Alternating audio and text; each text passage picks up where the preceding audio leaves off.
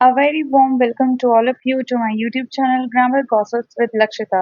In my today's video, I am going to discuss about the rules of affirmative and negative sentences of simple future tense और future indefinite tense. अगर आपने मेरी पिछली video नहीं देखी है तो एक बार ज़रूर चेकआउट कीजिए। इसका लिंक मैं डिस्क्रिप्शन बॉक्स में प्रोवाइड कर चुकी हूँ, जिसमें मैंने बात की थी फ्यूचर सिंपल टेंस के यूजेस के बारे में और साथ ही मैंने आपको बताया था the difference between the usage of shall and will. Do check out that video. आज की वीडियो स्टार्ट करते हैं और देखते हैं कि सिंपल फ्यूचर टेंस में रूल्स ऑफ एफर्मेटिव सेंटेंसेस क्या होंगे। तो देखिए, बहुत ही सिंपल है। Rule number 1, subject. सब्जेक्ट आप जानते हैं, यहाँ पे सिंगुलर भी हो सकता है, प्लूरल भी हो सकता है। और आई और वी का अगर केस है और कौन से केसेस में हम शैल या विल का यूज करेंगे वो डिस्क्रिप्शन में आपको उसका पूरा डिस्क्रिप्शन मैं आपको अपनी प्रीवियस वीडियो में दे चुकी हूँ। तो अब जो मैं आपको रूल बताने जा रही हूँ, जो स्ट्रक्चर बताने जा रही हूँ, वो आपको अपनी समझ से अप्लाई करना है। इन्हें जो भी आप एग्जाम्पल्स बनाएंगे खुद ही अपने सेंटेंसेस को जब आप फ्रेम करेंगे तो आपको समझना पड़ेगा कि कहाँ पे आपको विल यूज करना है और कहाँ पे आपको शैल यूज करना है। First form of the verb रहेगी and then object. Fine, example देख लेते हैं इसके। देखिए, सब्जेक्ट सबसे पहले मैं ले रही हूँ आई। तो आई promise I will see you tomorrow. मैं प्रॉमिस करती हूँ कि मैं कल जरूर मिलूंगी, कल तुमसे जरूर मिलूंगी। Second, she will visit Paris next year. वो अगले साल पेरिस विजिट करेगी। Third, we shall complete this project by Saturday. Fourth, you shall abide by the rules। देखिए, I promise I will see you tomorrow, मैं वादा करती हूँ कि कल मैं तुमसे जरूर मिलूंगी। She will visit Paris next year, वो अगले साल पेरिस विजिट करेगी। We shall complete this project by Saturday, हम हर हाल में इस प्रोजेक्ट को सैटरडे तक कंप्लीट कर देंगे। You shell abide by the rules, आप जरूर रूल्स को फॉलो करेंगे। तो अब आप देखें कि पहले के जो दो सेंटेंसेस हैं इनमें विल का यूज किया है और बाद के जो दो सेंटेंसेस हैं उनमें शैल का यूज किया है।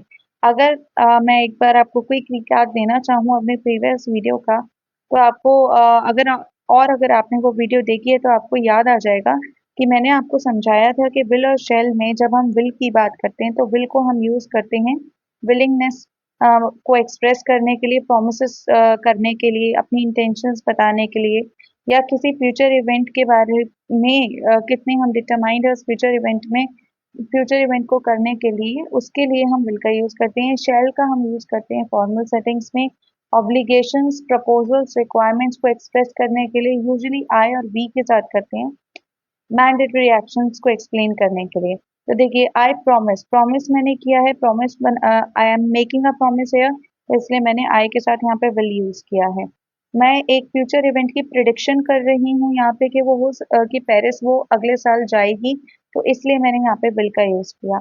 यहाँ पर मैंने वी के साथ शैल का यूज इसलिए किया है क्योंकि ये एक फॉर्मल सेटिंग में बात हो रही है और दूसरा ये एक मैंडेटरी एक्शन के बारे में बात हो रही है, एक ऑब्लिगेशन के बारे में बात हो रही है, जिसमें ये कहा जा रहा है कि वो सैटरडे तक उस प्रोजेक्ट को कंप्लीट कर लेंगे।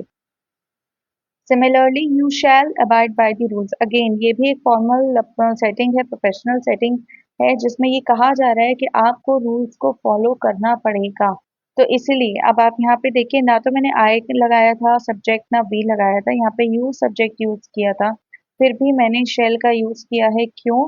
क्योंकि मैं यहाँ पे एक ऑब्लिगेशन की बात कर रही हूँ, है ना, एक मैंडेटरी एक्शन ऑब्लिगेशन की बात कर रही हूँ कि ये तो आपको फॉलो करने ही करने हैं।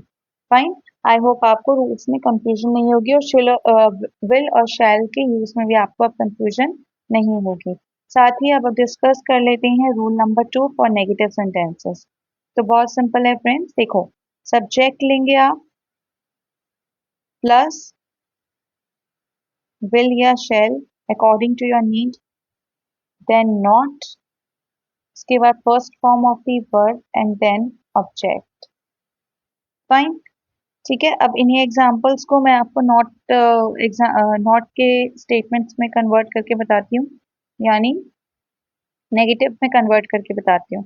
तो आई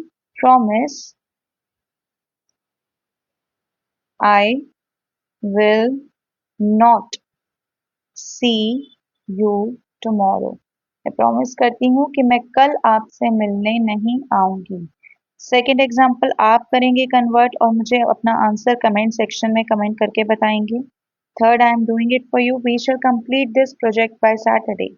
we shall not complete this project by Saturday. तो सैटरडे तक हम इस प्रोजेक्ट को कंप्लीट नहीं करेंगे, ठीक है।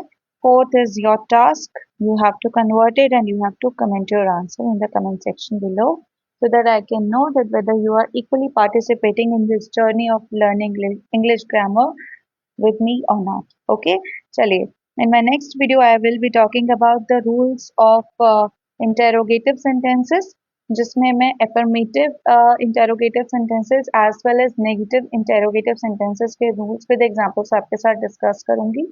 और अगर आप मेरे चैनल पे नए हैं तो मैं एक बार आपको बताना चाहूंगी कि this channel is dedicated to all those people who want to learn English from the very basic level. मैंने अपने चैनल पे टेंसेस की एक सीरीज स्टार्ट की हुई है जिसमें मैं सभी टेंसेस को इन डिटेल कवर कर रही हूँ।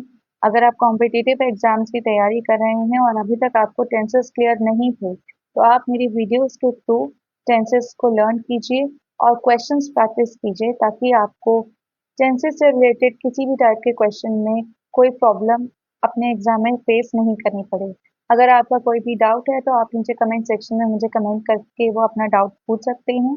और अगर आप किसी टॉपिक में कंफ्यूज हैं और आप चाहते हैं कि मैं उस पर वीडियो बनाऊं तो वो भी आप मुझे सजेस्ट कीजिए। I will be more than happy to address your queries. I will see you in my next video. Till then take care, bye bye.